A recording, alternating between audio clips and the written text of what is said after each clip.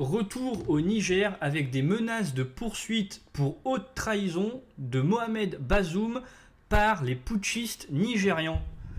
Alors que Mohamed Bazoum reste toujours retenu dans sa résidence à Niamey, les militaires ayant orchestré le coup d'État font planer la menace de le poursuivre pour haute trahison et atteinte à la sûreté du Niger. Les instigateurs du renversement du gouvernement nigérian ont récemment annoncé leur intention de porter des accusations contre l'ex-président Mohamed Bazoum pour les chefs d'accusation susmentionnés. Cela survient dans un contexte où l'intervention militaire des pays ouest-africains pour rétablir l'ordre constitutionnel demeure une menace potentielle. Le colonel-major Amadou Abdrahman, membre du régime en place, a déclaré dans un communiqué diffusé à la télévision nationale que le gouvernement détient à ce jour des preuves pour engager des poursuites à l'échelle nationale et internationale à l'encontre de l'ancien président déchu ainsi que de ses complices, tant locaux qu'étrangers. Les chefs d'accusation retenus sont notamment la haute trahison et l'atteinte à la sûreté intérieure et extérieure du Niger. Les autorités en place s'appuient sur les échanges que Mohamed Bazoum a eus avec des ressortissants nationaux, des dirigeants étrangers et des représentants d'organisations internationales pour étayer leurs allégations. Avant le coup d'État, l'ex-président a eu plusieurs interactions avec des représentants de pays alliés au Niger, dont les États-Unis, ainsi qu'avec des membres de son cercle politique.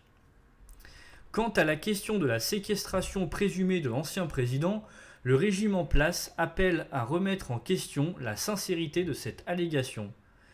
Les militaires au pouvoir maintiennent qu'ils n'ont jamais envahi la résidence présidentielle et que Mohamed Bazoum dispose toujours des moyens de communication. Les déclarations des militaires confirment également que Mohamed Bazoum continue de recevoir régulièrement des visites médicales. Un conseiller de l'ex-président a rapporté qu'une consultation médicale a eu lieu le samedi.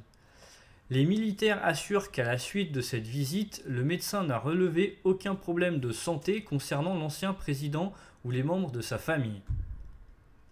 Depuis le coup d'État du 26 juillet, date à laquelle il a été retenu dans sa résidence présidentielle avec sa femme et son fils, Mohamed Bazoum a déclaré à plusieurs médias qu'il était un otage. Il aurait également affirmé être privé d'électricité et contraint de se nourrir exclusivement de riz et de pâtes.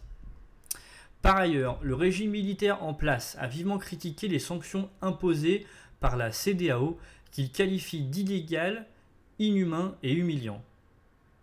Ces sanctions ont été prises lors d'un sommet de l'organisation le 30 juillet. Ces mesures comprennent notamment la suspension des transactions financières et commerciales avec le Niger, ce qui affecte économiquement et énergétiquement le pays, dépendant des ressources étrangères. Les militaires au pouvoir dénoncent les conséquences de ces sanctions allant jusqu'à priver le pays de produits essentiels tels que les produits pharmaceutiques, les denrées alimentaires et l'approvisionnement en électricité. En parallèle, le régime militaire a accueilli une délégation de chefs religieux musulmans nigérians, dirigée par l'accord du président nigérian Bola Tinubu, également à la tête de la CEDEAO. Cette initiative avait pour but d'apaiser les tensions liées à la perspective d'une intervention militaire de l'organisation. Le général Abdourahmane Tiani, chef du régime militaire, a exprimé son ouverture à explorer les voies de la diplomatie et de la paix pour résoudre la crise. Lors d'un sommet récent, les dirigeants de la CEDEAO ont réaffirmé leur préférence pour la voie diplomatique afin de rétablir Mohamed Bazoum dans ses fonctions, tout en ordonnant la mobilisation et le déploiement de la force en attente de la CEDEAO. Bien que le calendrier et les détails d'une éventuelle intervention militaire ouest-africaine n'aient pas été divulgués, le président ivoirien Alassane Ouattara a déclaré que celle-ci devrait être effectuée dans les plus brefs délais. Un proche de Mohamed Bazoum avait précédemment évoqué que le régime militaire avait évoqué la menace de s'en prendre à l'ex-président en cas d'intervention armée. Selon le général Abdourahmane Tiani, cité dans le communiqué de la médiation nigériane, Les militaires justifient le renversement de Mohamed Bazoum par une menace imminente qui aurait non seulement touché la République du Niger, mais aussi le Nigeria voisin. Cette justification fait suite à la détérioration de la sécurité dans le pays, minée par la violence de groupes djihadistes similaires à la situation au Mali et au Burkina Faso voisin, également dirigés par des militaires et qui ont exprimé leur solidarité envers Niamey.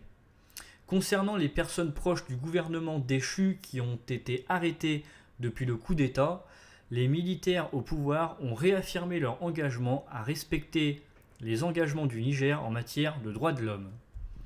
Merci d'avoir suivi cette vidéo un peu longue. N'hésitez pas à liker, partager, commenter, à vous abonner, activer la cloche pour être au courant de chaque nouvelle vidéo. Moi, je vous souhaite une bonne après-midi. À la prochaine.